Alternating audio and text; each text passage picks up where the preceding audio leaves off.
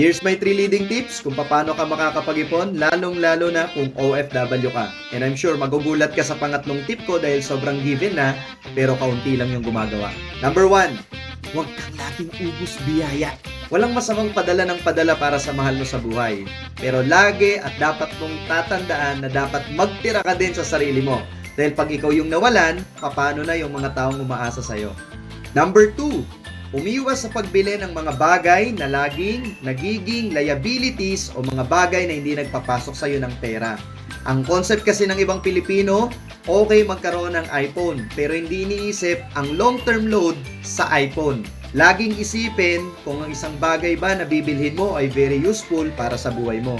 Don't fall into a trap na buy things to show off. Kasi ending, okay lang hindi maporma, pero dapat may pera ka.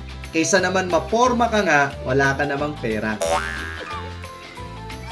Of course, number 3, walang iba kundi investment.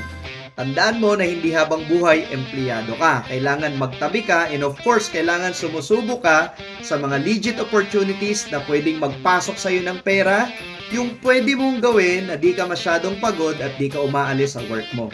Nako, kung OFW ka for sure, pasok na pasok ka sa isang nalaman kong legit and proven online platform na ginagawa ng mga OFW ngayon at tinuturuan namin sila kung paano kumita katulad nila.